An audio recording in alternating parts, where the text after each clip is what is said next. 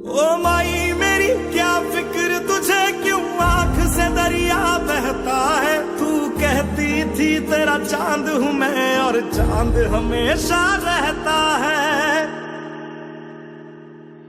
तेरी मिट्टी में मिल जावा, गुल बन के मैं खिल जावा। इतनी सी है दिल की आरज़ू,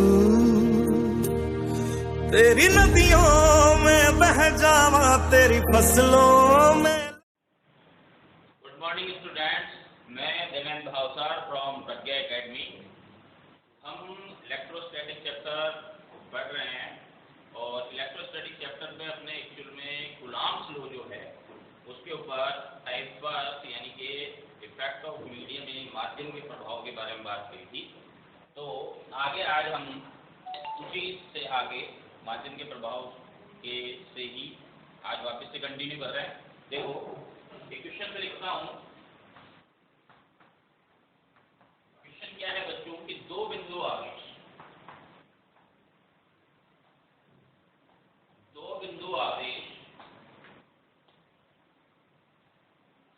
के मध्य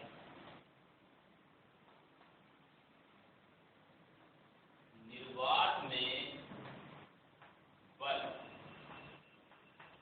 दो बिंदु आवेश शो कर दो, दो बिंदु आवेशों के मध्य निर्वात में बल F है। तो इन्हीं आवेशों को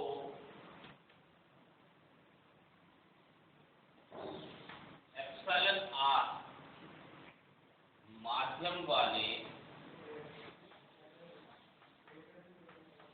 एप्सिलॉन R माध्यम में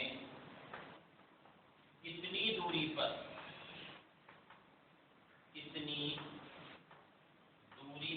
रखें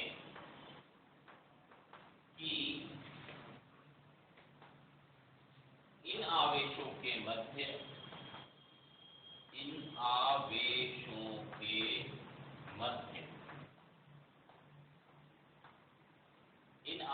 के मध्य बल F हो। ठीक है बच्चों, पहले यहाँ पर हम क्वेश्चन को समझेंगे। दो बिंदु आवेश हैं, ठीक है, दो बिंदु आवेश हैं। जैसे अपन ने मान लिया Q1 Q2 है। दो बिंदु आवेश Q1 और Q2 के मध्य निर्वात में बल का मान कितना है F। तो इन्हीं आवेशों को एप्सिलॉन R माध्यम वाले एप्सिलॉन R माध्यम में कितनी दूरी पर रखें कि इन आवेशों के मध्य बल जो है वो F ही हो।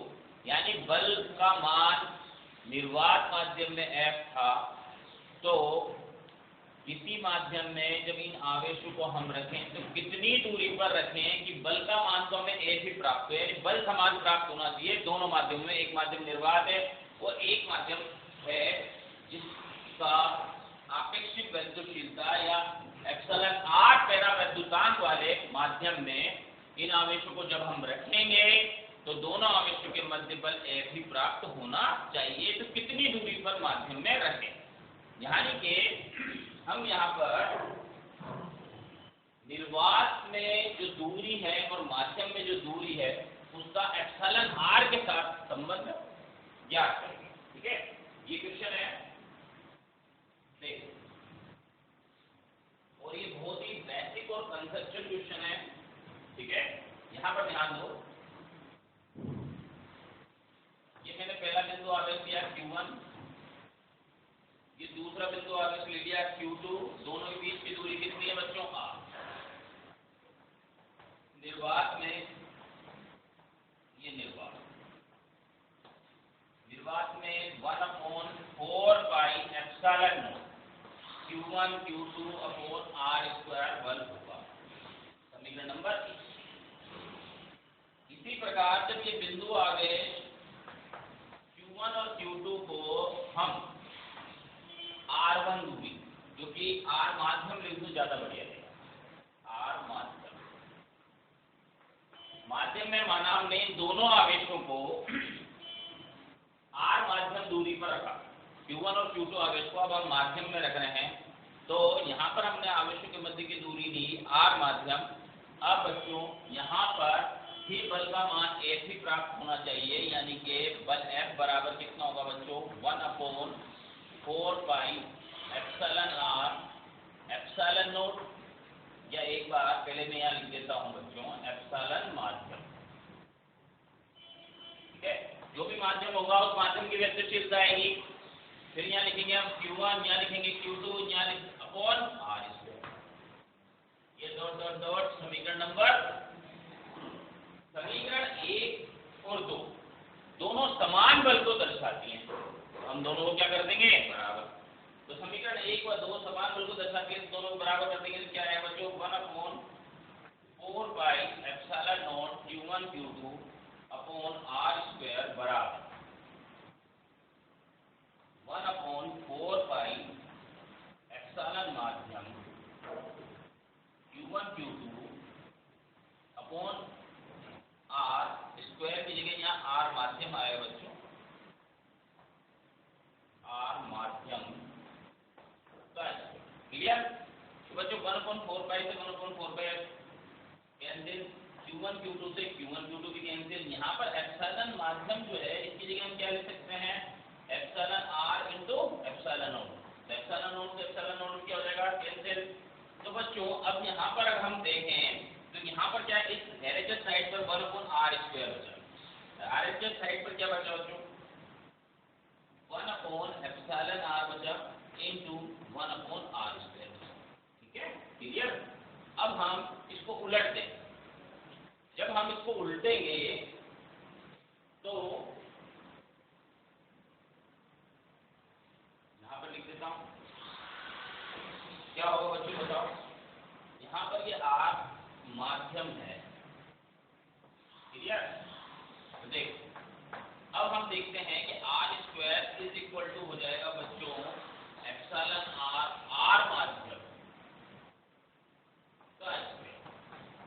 यानी कि हम r माध्यम यानी माध्यम में जब हमने आवेशों को रखा तो कितनी दूरी हमको रखनी है समान बल प्राप्त करने के लिए। तो इसका मान अगर हम निकालें तो r स्क्वायर माध्यम बराबर r स्क्वायर अपॉन कितना हो जाएगा बच्चों, एप्सिलॉन r मींस r माध्यम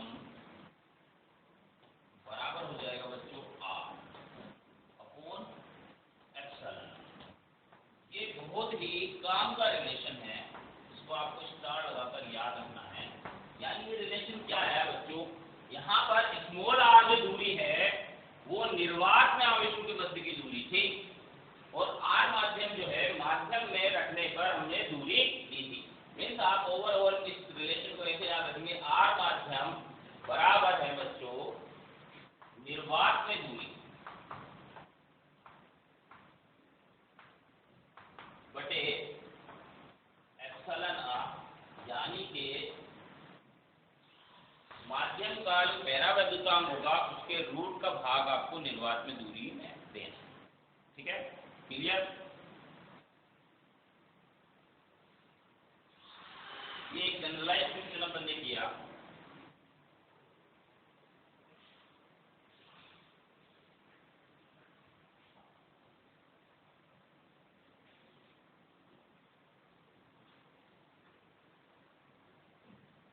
अब बच्चों हम टाइप 2 पर आते हैं। इसके लिए हम बोलेंगे सरल प्रश्न। ये बहुत तरीके से बन सकते हैं, एक तो उदाहरण में आपको बताता हूँ। जैसे आपसे कहा जाए कि दो आवेश हैं,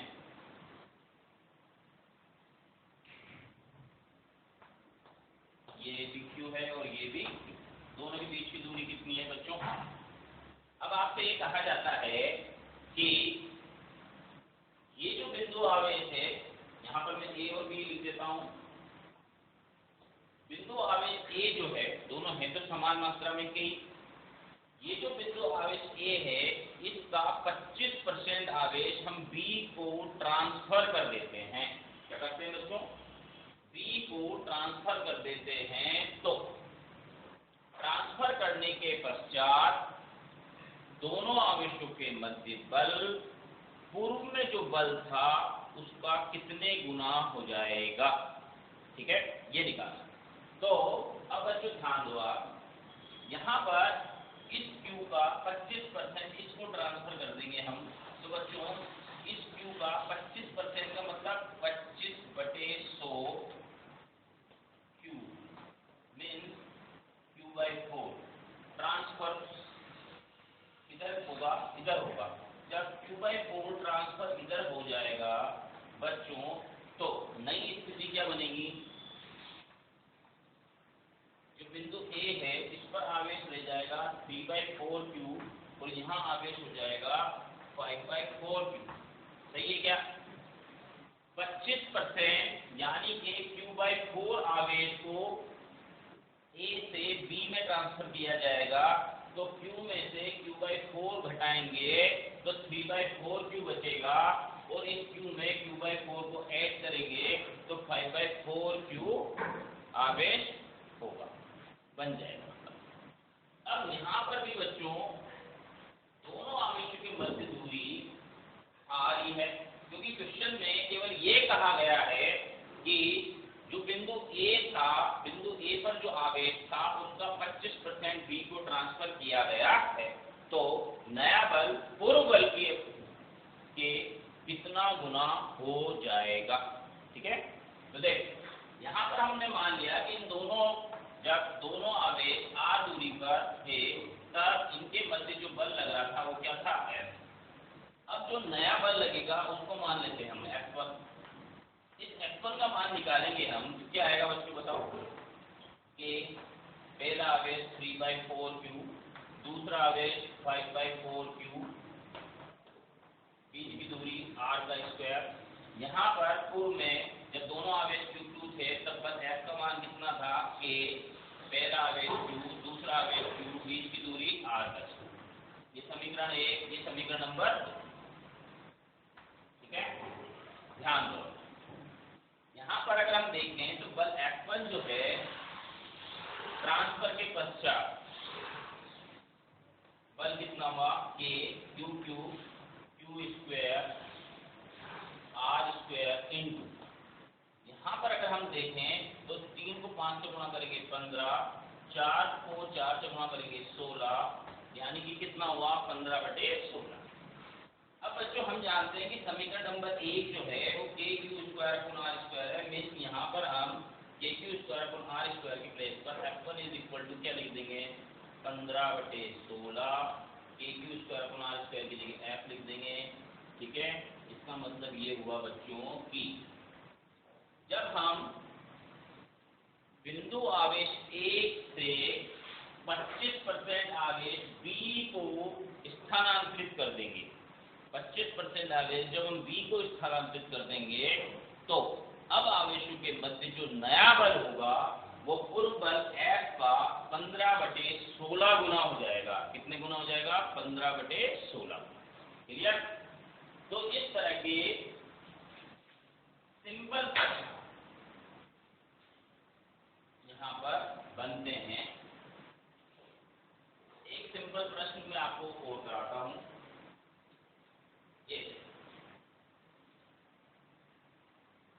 यहाँ पर एक बिंदु आवेश है बच्चों 6Q प्लस, और यहाँ पर है बच्चों +4Q। दोनों के बीच की दूरी कितनी है, r। क्या है बच्चों, दो बिंदु आवेश हैं। बिंदु A पर जो आवेश है वो +6Q है और बिंदु B पर जो आवेश है वो +4Q है। या हम लोग कह सकते हैं कि यहाँ पर दो गोले लिए हमने। कितने गोले लिए, दो गोले। पहला गोला जो है उस पर 6Q आवेश है, दूसरे गोले पर आवेश कितना है, +4Q, ठीक है। तो अब आपसे कहा जाता है कि इन दोनों गोलों को स्पर्श कराकर, दोनों गोलों को स्पर्श कराकर उतनी ही दूरी पर रखें। दोनों गोलों को स्पर्श कराकर, जैसे इन दोनों के बीच की दूरी पहले कितनी है, r। अब इन दोनों को स्पर्श कराया और स्पर्श कराने के पश्चात हम दूरी कितनी रख रहे हैं, r। तो स्पर्श कराने के पश्चात भी अब गोलों के मध्य की दूरी r ही रखी जाती है। तो नया बल पूर्व बल की अपेक्षा कितने गुना होगा। तो उसके लिए पहले अपन यही बात कर रहे हैं कि पहला आवेश 6Q, दूसरा आवेश 4Q, बीच की दूरी r²।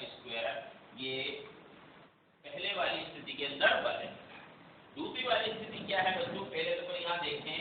जैसे ये 6Q और ये 4, ये 6Q और ये 4, ठीक है। कांटेक्ट के समय टोटल आवेश हो गया आपका, कांटेक्ट के समय टोटल आवेश हो गया, टोटल चार्ज हो गया आपके पास 10Q, ठीक है। जब इनको हम सेपरेट करके, जब हम इनको सेपरेट करके वापिस से R दूरी पर ही रखेंगे, ये R दूरी पर रखेंगे, ठीक है।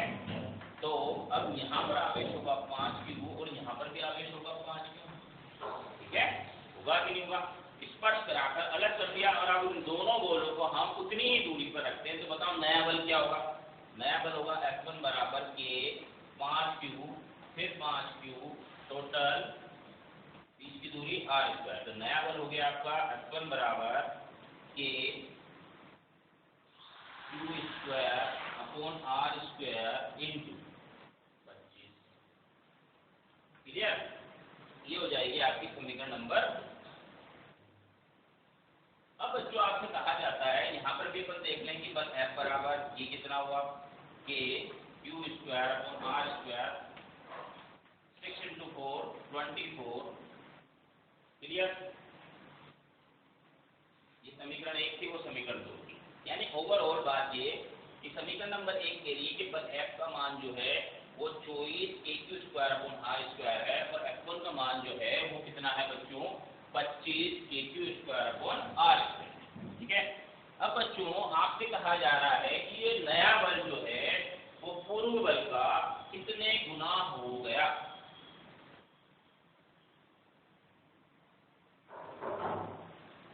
नया बल जो है वो पूर्व बल का कितने गुना हो गया? तो हम क्या करेंगे, F1 में F का भाग दे दो, क्या होगा बच्चों बताओ? 25 KQ² upon R² upon 24 KQ² upon R²। ठीक है, KQ² अपॉन R² से KQ² अपॉन R² कैंसिल, तो F1 इज इक्वल टू कितना है बच्चों? 25/24 F। यानी कि नया बल जो होगा वो पूर्व बल का 25/24 गुना होगा। क्लियर? इस तरह के बहुत सारे सिंपल प्रश्न यहाँ पर बन सकते हैं, ठीक है। ये मैंने कुछ एग्जाम्पल्स आपको यहाँ दी। अब तीसरी टाइप जो है उसके बारे में हम डिस्कस करते हैं।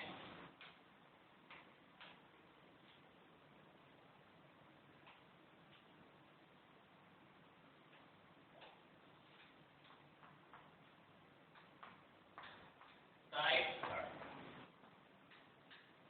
थर्ड है बच्चों अध्यारोपण पर आधारित प्रश्न।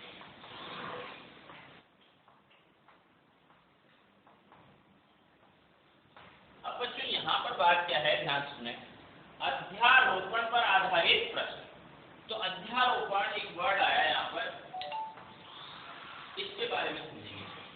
अध्यारोपण क्या है बच्चों? कि जैसे मैंने यहाँ पर एक आवेश दिया Q0, यहाँ मैंने एक और आवेश दिया Q1 और यहाँ मैंने एक और आवेश दे दिया बच्चों Q2, ठीक है। अब बच्चों सभी आवेश धनात्मक है, तो ये Q1 Q को क्या करेगा? प्रतिकर्षित करेगा, यानी दूर की ओर करेगा। ये दे दिया बच्चों F1। ये Q2 क्या करेगा बच्चों? ये Q2 जो है Q0 पर क्या करेगा? बल लगाएगा। ऐसे Q2 भी Q0 को प्रतिकर्षित करेगा और दोनों को मिलाने वाली रेखा का अनुदेश बल लेगा। तो बच्चों यहाँ पर ये जो Q0 आवेश है, इस Q0 आवेश पर Q1 भी बल लगा रहा है और Q2 भी बल लगा रहा है। तो हम यहाँ पर क्या बोलेंगे कि इस Q0 आवेश पर कुल बल जो होगा, इस Q0 आवेश पर कुल बल जो होगा वो Q0 आवेश पर जो कुल बल होगा बच्चों, वो बल F1 सदिश और F2 सदिश का, यानी कि बल F1 और बल F2 का सदिश योग होगा। इसलिए यहाँ पर मैंने परिणामी बल Fr इज इक्वल टू लिखा F1 वेक्टर प्लस F2। यानी अध्यारोपण क्या चीज है बच्चों?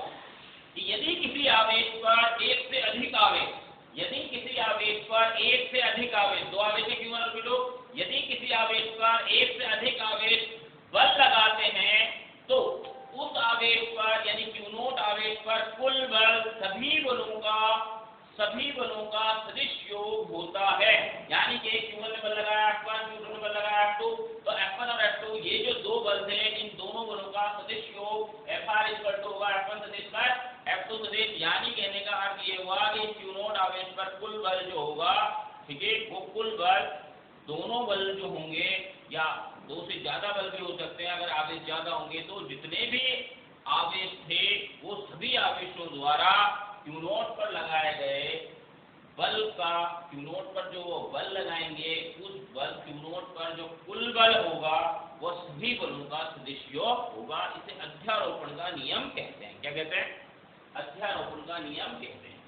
अब बच्चों यहाँ पर अगर हम देखें कि ये बात हम क्लास 11 में खूब पढ़ते हैं कि बल एक सदिश राशि है, ठीक है, और बलों का जब योग किया जाता है तो वो हमेशा सदिश योग होता है। तो यहाँ पर सदिश योग आपको करना है, यानी कि कुल बल Fr बराबर F1 सदिश प्लस F2 सदिश होगा। अब बच्चों यहाँ पर क्योंकि बल एक सदिश राशि है तो F1 सदिश जो है उसकी दिशा ये रही, F2 सदिश की दिशा ये रही, दोनों के बीच में कोण कितना हो गया? थीटा। तो परिणामी बल जो होगा, परिणामी बल जो होगा उस परिणामी बल का परिमाण कैसे निकालेंगे? Under root F1 square plus F2 square plus 2F1 F2 cos theta होगा कि नहीं? परिणामी बल जो होगा वो बच्चों क्या होगा? Under root F1 square plus F2 square plus 2F1 F2 cos theta होगा। बोलो कोई दिक्कत? आगे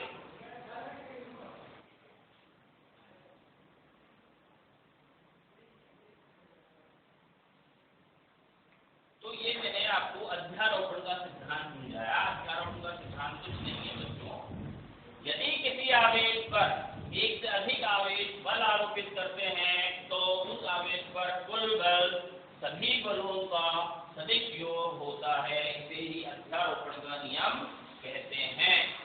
फिर से बोल रहा हूँ, ध्यान से सुनो। अध्यारोपण का नियम क्या है?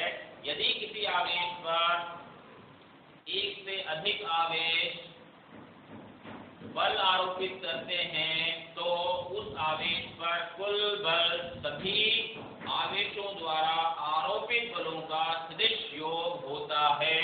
इसे अध्यारोपण का नियम कहते हैं। क्लियर? चलो, अब जो अध्यारोपण का ये जो नियम है, ठीक है,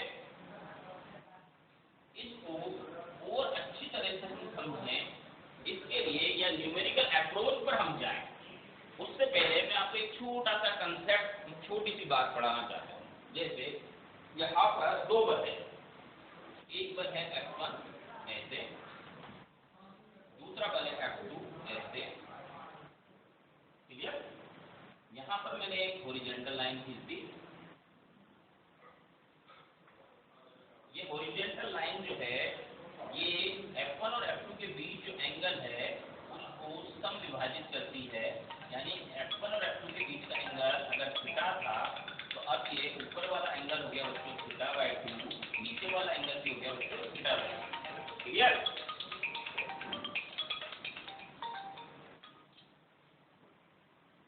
अब समझेंगे हम, ध्यान से। अब बच्चों बात क्या है कि ये ऊपर वाला एंगल θ/2 है, नीचे वाला एंगल भी क्या है बच्चों? θ/2। ध्यान दें, ऊपर वाला एंगल है θ/2 और नीचे वाला एंगल भी क्या है बच्चों? θ/2। ठीक है? तो बच्चों यहाँ पर ध्यान दो कि ये θ/2 के यानी इस F1 के अगर हम घटक करेंगे तो आप अच्छी तरह से जानते हैं कि जो ऊर्ध्वाधर घटक होगा वो क्या आएगा बच्चों? F1 sin θ/2 और हॉरिजॉन्टल घटक क्या आएगा बच्चों? F1 cos θ/2। ऐसे ही इस F2 का ऊर्ध्वाधर घटक जो होगा वो होगा बच्चों F2 cos sin θ/2 और हॉरिजॉन्टल घटक भी क्या होगा बच्चों? F2 cos θ/2। अब हम जानते हैं कि ये जो ऊर्ध्वाधर घटक है, ठीक है, ये ऊर्ध्वाधर घटक अगर परिमाण में समान और दिशा में क्या होंगे? ऊर्ध्वाधर घटक परिमाण में समान यदि हैं तो दिशा में तो ये विपरीत हैं, तो ऊर्ध्वाधर घटक परिमाण में समान और दिशा में विपरीत अगर हैं तो उस स्थिति में ध्यान दें यहाँ पर कि चलो मैं एक कंडीशन लिख देता हूँ, उससे और क्लियर हो जाएगा। बल F1 का परिमाण बराबर क्या है F2, यानी दो समान परिमाण के बल हैं, उनके बारे में हम बात करें। तो ऊर्ध्वाधर घटक आपस में एक दूसरे को कैंसिल कर देंगे। क्यों कैंसिल कर देंगे? क्योंकि परिमाण में समान में दिशा में क्या है विपरीत, परंतु क्षैतिज घटक जो होंगे वो एक ही दिशा में होने के कारण जुड़ जाएंगे। तो अब हम यहाँ पर क्या लिखेंगे कि परिणामी बल Fr बराबर हुआ बच्चों F1 cos θ/2 plus F2 cos θ/2, ये हुआ। परंतु हमने बोला कि F1 बराबर क्या है बच्चों F2, जब F1 बराबर F2 है तो परिणामी बल बराबर क्या है बच्चों बताओ। F1 की प्लेस पे F लिखूंगा, F2 की प्लेस पे भी F लिख दूंगा, ये F लिख दिया। F1 और F2 के परिमाण बराबर है, मान लीजिए किसके बराबर है F के बराबर, क्या है बच्चों बताओ। F1 की प्लेस पे F, F2 की प्लेस पे F, तो कितना हो जाएगा 2F cos θ/2। ये आपको ध्यान रखना है, ये एक इम्पोर्टेंट रिजल्ट है कि अगर दो बल परिमाण में समान है और उनके मध्य, अगर दो बल परिमाण में समान है और उनके मध्य अगर कोण थीटा है तो परिणामी बल हम डायरेक्ट इस फॉर्मूले से निकाल सकते हैं 2F cos θ/2 से। परंतु ये फॉर्मूला कब लगाएंगे हम, जब दोनों बलों के परिमाण क्या हो आपस में बराबर। ठीक है, क्लियर। चलो ये मैंने आपको एक और कंसेप्ट पढ़ाया कि आपको 2F cos θ/2 का उपयोग जब करना है जब दो बल परिमाण में समान हो और दोनों बलों के मध्य कोई कोण थीटा दिया। अब बच्चों बात क्या है कि जैसे ये फॉर्मूला हमने देखा, ठीक है, मैं यहाँ पर लिख देता हूँ पहले, परिणामी बल है ये 2F cos θ/2, इसके बारे में बात कर रहे हैं। यहाँ पर बच्चों मैं थीटा को लेता हूँ, जैसे सपोज करो सबसे पहले मैंने थीटा 0 डिग्री लिया। जब मैंने थीटा 0 डिग्री लिया तो क्या होगा बच्चों 2F cos 0/2 यानी 0 हो गया। तो cos 0 का मान कितना होता है 1, क्या आंसर आया 2F। अगर हम थीटा का मान लें 60 डिग्री, ठीक है, तो क्या आंसर आएगा बच्चों 2F cos 60/2, कितना आंसर आया बोलो cos 30 हो गया। cos 30 की वैल्यू कितनी होती है जो sin 60 की होती है, यानी √3/2। मेन सेक्शन में कितना हो जाएगा बच्चों 2F × √3/2 से 2 कैंसिल, क्या आंसर आया √3F। अगर मैं थीटा की वैल्यू 90 डिग्री लूं तो क्या होगा बच्चों 2F cos 90/2, ठीक है। तो ये cos 45 हो गया, cos 45 हो गया तो 2F cos 45 की वैल्यू कितनी होती है 1/2। मेन सेक्शन में ये √2 यहाँ पर रूट पे ना लेगा, क्या आंसर आया √2F। यहाँ के आंसर था √3F, यहाँ के आंसर था 2F, ठीक है। इसके बाद अगर हम थीटा = 120 डिग्री लें, यानी कि 120 डिग्री लें, तो क्या आंसर आएगा 2F cos 120 डिग्री /2 मीन 60 हो गया। तो बोलो 2F cos 60, cos 60 की वैल्यू कितनी होती है 1/2, 2 से 2 कैंसिल, क्या आंसर आया F, ठीक है। अगर दो बल परिमाण में समान हो और उनके मध्य कोण 120 डिग्री हो तो परिणामी बल किसी एक बल के बराबर ही होता है। ये बहुत इंपॉर्टेंट रिजल्ट है, ठीक है।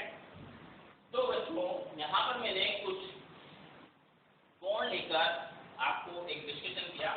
अगर दो बलों के बीच का कोण क्या होगा बच्चों 0 डिग्री है, दोनों बल परिमाण में समान है, यानी दोनों बल एक ही दिशा में है, तो कुल बल कितना हो जाएगा 2F। अगर दो बल परिमाण में समान है और उनके मध्य का कोण 60 डिग्री है तो परिणामी बल का मान होगा √3F। ये याद रखना है, जिससे आप फास्ट क्वेश्चन कर पाएंगे। अगर दो बलों के बीच का कोण 90 डिग्री है तो उस स्थिति में परिणामी बल जो होगा वो √2F होगा, और यदि दो बलों के बीच का कोण 120 डिग्री है तो परिणामी बल जो है वो किसी भी एक बल के परिमाण के बराबर। क्लियर। अब बच्चों हम आते हैं कि ये अध्यारोपण पर आधारित प्रश्न बनते कैसे हैं और कैसे हमको फटाफट उनके आंसर निकालने हैं। लेता हूं मैं क्वेश्चन नंबर 1। ये हमने एक समबाहु त्रिभुज लिया। क्या है बच्चों? ये समबाहु त्रिभुज की भुजा लेनी बच्चों अपन ने ए।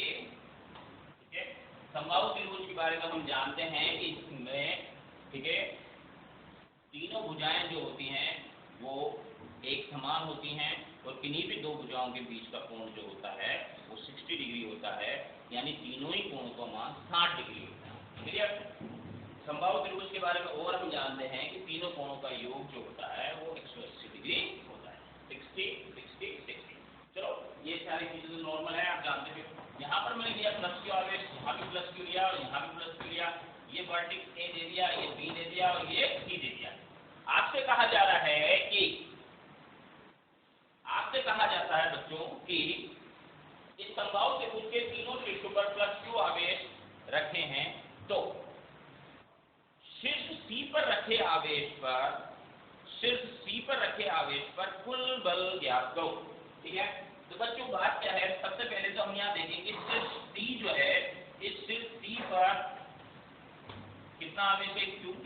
इस आवेश पर कौन कौन से आवेश बल लगाएंगे? एक तो ए शीर्ष पर जो आवेश है क्यू, ये बल लगाएगा, और एक बी शीर्ष पर जो आवेश है वो बल लगाएगा।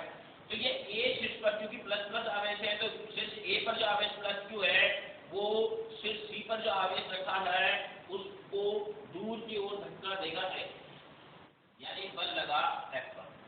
ठीक है, ये प्लस क्यू आवेश है, ये वाला आवेश भी सी पर रखे आवेश पर बल लगाएगा और दूर की ओर धक्का देगा।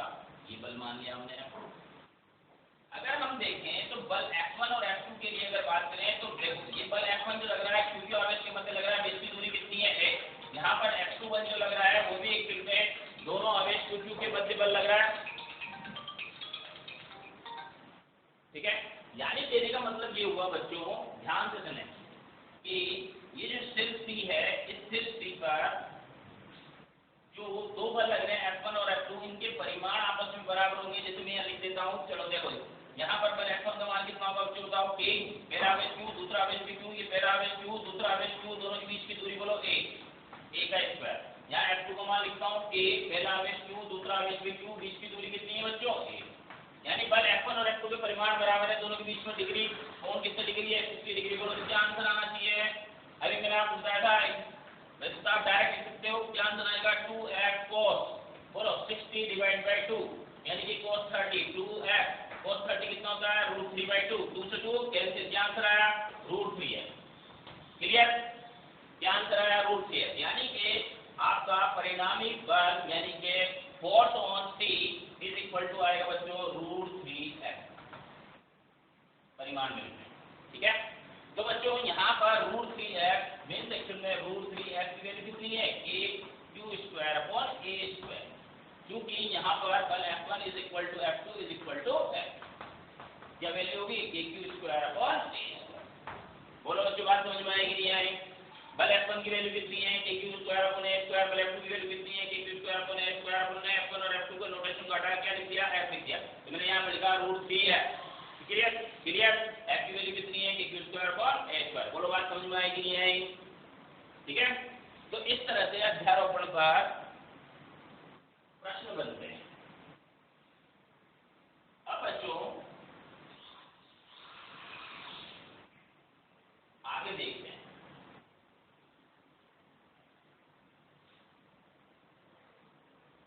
एक और प्रश्न बताता हूं आपको, फिर आगे और डिस्कशन करेंगे।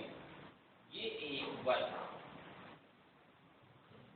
यहाँ पर आवेश प्लस क्यू, यहाँ पर भी आवेश प्लस क्यू, यहाँ पर भी आवेश प्लस क्यू, यहाँ पर भी आवेश प्लस क्यू। बल की भुजा कितनी है? A। ठीक है, ये शीर्ष A, ये B, ये C, ये D। क्लियर? अब हम बच्चों क्या करते हैं, आपसे कहा जाता है कि वही मैं शीर्ष C लेता हूँ, शीर्ष C पर रखे आवेश पर कुल बल ज्ञात करो। तो देखो, ये जो B शीर्ष वाला है वो C पर ऐसे बल लगाएगा, मान लिया F1, इसको मैं F लिख देता हूँ। ठीक है, अब बच्चों उसके बाद D शीर्ष जो है, ये D शीर्ष पर जो आवेश प्लस क्यू है वो भी इसको दूर की ओर धक्का देगा, ये मैंने बोल दिया बल F2, इसको भी मैं F लिख देता हूँ। इनको मैं F इसलिए लिख रहा हूँ क्योंकि ये दोनों बल परिमाण में समान है। क्लियर? ठीक है, तो F1 F2 ये जो दोनों बल हैं, इन दोनों बलों को सबसे पहले हम दो बलों को हल करेंगे, क्योंकि मैंने जो भी आपको कंसेप्ट पढ़ाया था वो भी दो बल के लिए था। क्लियर?